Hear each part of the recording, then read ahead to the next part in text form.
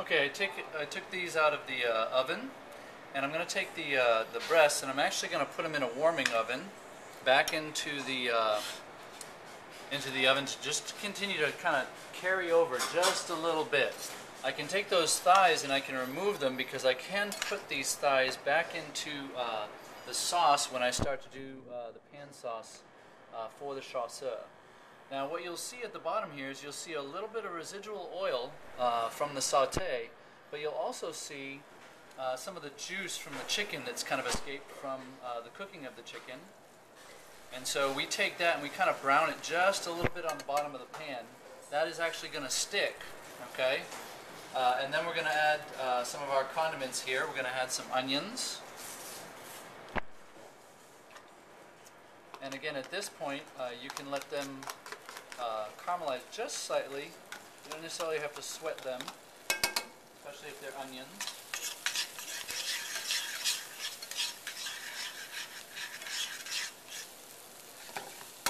And again, a pan sauce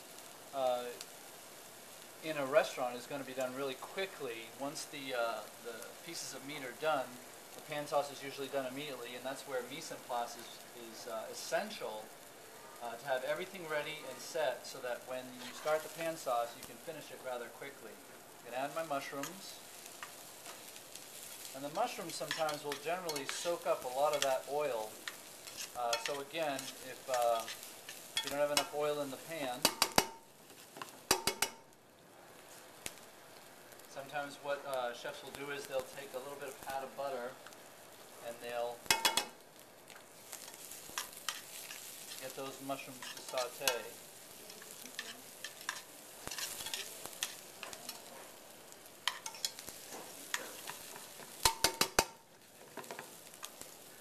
You can see the onions browning. You can see over on this side we got a little bit of the fond going at the bottom of the pan. Again, that fond, if you see that nice brown fond at the bottom, the juices are actually caramelizing to the bottom of the pan and sticking to the bottom, in which case that's the good stuff that we want to deglaze off the bottom of the pan. So with our wine, we're going to deglaze.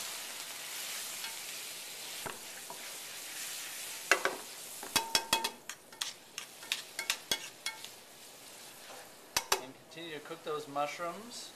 Kind of reduce just slightly that wine and that color and that flavor all together, kind of infuses together.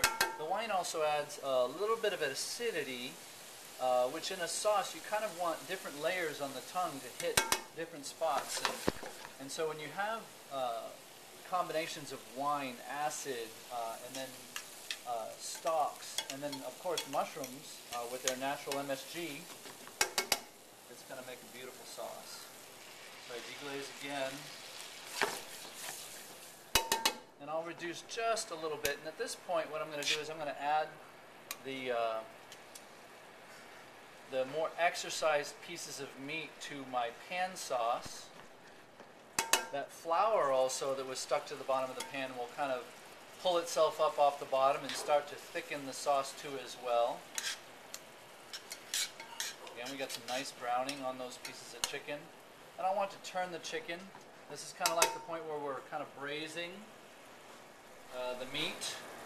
So braising, as I said in the presentation, is where you kind of do preliminary browning to your piece of meat, and then you kind of get it to simmer. You get the meat to simmer in a liquid that comes up just a little ways above the meat. And in this case, what they would do is they would kind of put a cover on it at this point in time. But for the sake of time, I'm going to just go right to finish the sauce. Okay?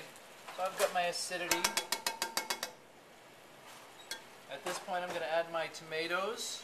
Now, interestingly enough, the tomato is added towards the end, so that again, it adds like a natural acid and of course some beautiful color to the sauce. We're not going to cook these tomatoes out to the point of them being really sweet. So it's to me, it's kind of imperative to use a tomato that is fresh I'm going to mention New Jersey tomatoes are actually perfect for the job. Okay. Then I'm going to finish with a little demi-glaze.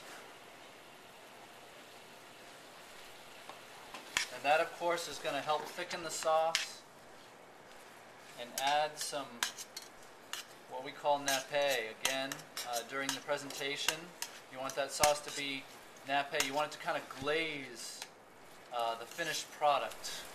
Okay? And of course, we got some beautiful colors here. We got some nice browns. We've got some tomatoes. Nice red colors.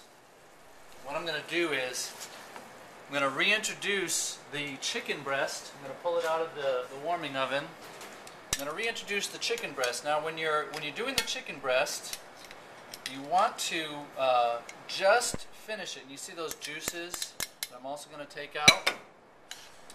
You want to kind of just glaze the chicken breast. You're not interested in kind of braising the chicken breast because the chicken breast generally is already tender.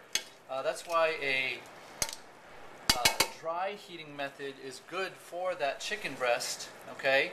And that dry heating method with the addition of a wet heating method for the thighs will create a nice tender thigh too as well, okay? And at this point, what I'm going to do is finish my sauce with a little bit of butter. Okay, I'll throw a little bit of butter. I'll turn the heat off and just let that butter kind of incorporate. The butter offers a glazing so that when you put the sauce inside of the plate, the sauce doesn't look dried out. That butter will give it a nice glaze to our chicken, as you can see. I'm hoping you can see that on camera, but that's kind of what you're looking for in the glaze. And then what I'll do is I'll just finish with a little chopped parsley. Again, the chasseur means in the style of the hunter, and so most of my ingredients are going to be rustic and not so broken down. It's going to be kind of a chunky sauce. If your sauce does get thick because of the reduction, you can always add just a touch of chicken stock back to it in order to continue the glaze. And then, of course, you go to plate.